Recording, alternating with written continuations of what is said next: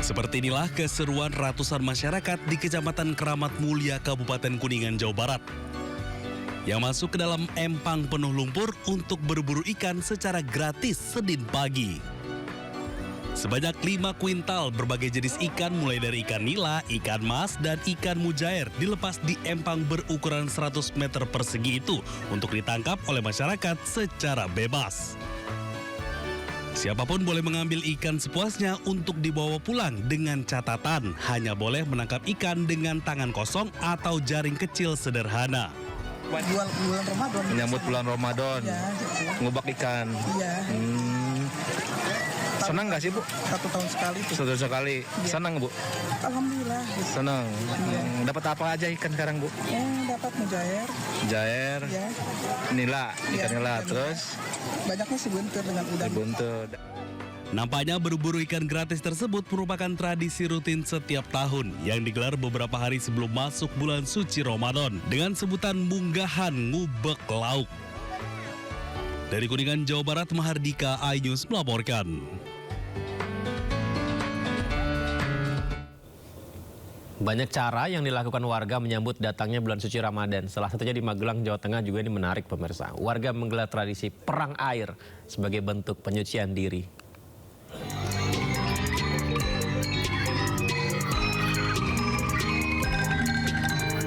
Inilah kemeriahan tradisi perang air yang dilakukan anak-anak hingga dewasa di Dusun Dawung, Desa Banjarnegoro, Kecamatan Mertoyudan, Magelang, Jawa Tengah.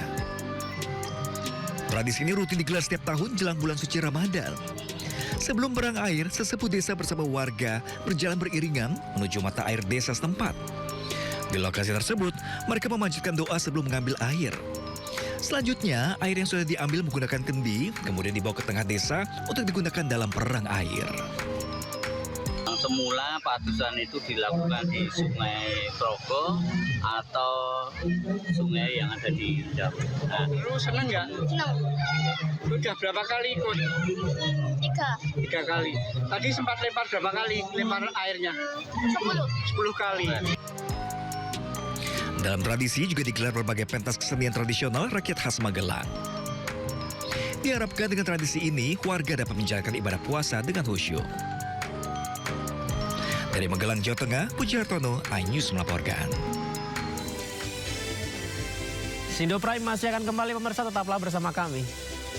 Pakar antariksa BRIN, Rorom Priyatikanto menjelaskan penghitungan kepastian awal puasa sudah menyesuaikan dengan pantauan di beberapa daerah. Sementara itu pernyataan ini pemirsa disampaikan dalam dialog program The Comment berikut ini.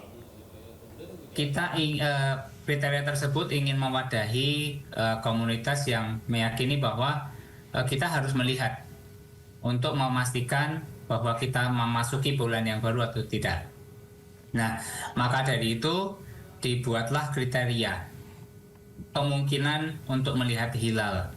Nah, kriteria ini didasari oleh apa? Didasari oleh sejumlah data hasil pengamatan hilal di berbagai macam tempat. Memang sebagian besar diperoleh dari wilayah di daerah Afrika Selatan kalau tidak salah, sebagian berasal dari wilayah Indonesia, dan dari data-data tersebut kan ada catatannya. Pada kondisi semacam ini, ketinggian sekian derajat hilal terlihat, ketinggian sekian derajat ternyata tidak terlihat.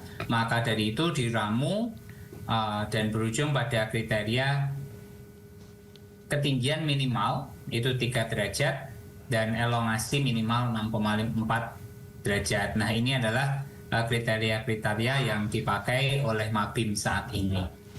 Oke, kalau kita lihat ketinggian artinya hilal itu.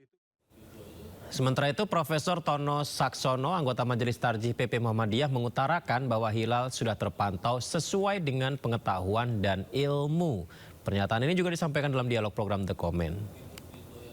Bisa dijelaskan sederhana, Prof, mengapa posisi hilal yang mungkin masih sangat rendah seperti yang terjadi pada saat ini, kalau di Muhammadiyah sudah menyebutnya pergantian 1 Ramadan itu jatuhnya pada hari Rabu 18 Februari, Prof.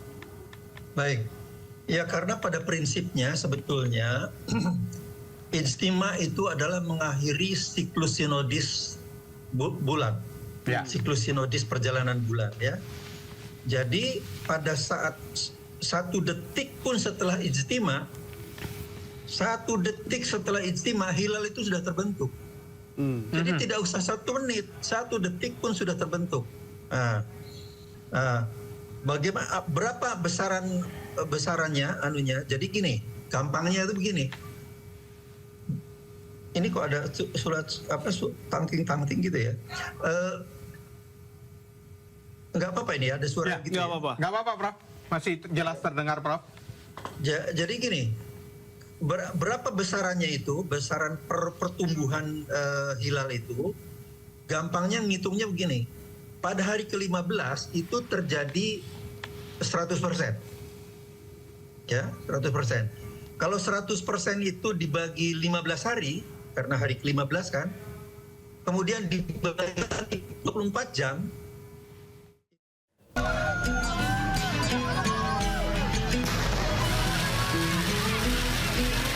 Kembang api dan flare menambah semarak pawai obor yang diikuti warga Pesing Garden, Kedoya Kebonjeruk, Jakarta Barat. Dengan berjalan kaki keliling kampung hingga lebih dari 5 km, warga juga bersolawat. Mereka turut membawa spanduk serta obor sebagai simbol menyambut bulan suci Ramadan 1447 Hijriah dengan penuh sukacita.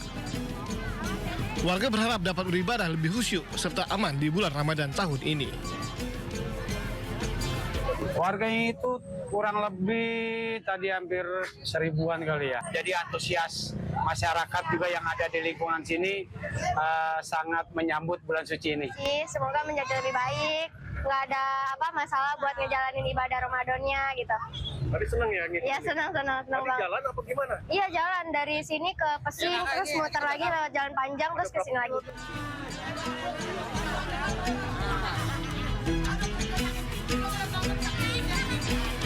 Sementara itu, ratusan warga RW 2 Pademangan Barat, Jakarta Utara juga gelar pawai obor keliling kampung. Tidak hanya dimeriahkan dengan kembang api, pawai obor kali ini sangat menarik karena diramaikan oleh beragam jenis hantu seperti tuyul, pocong, dan kuntilanak.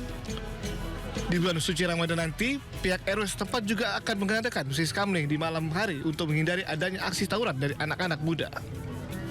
Dari Jakarta, Rizky Falufi dan Miftahul Gani, iNews melaporkan.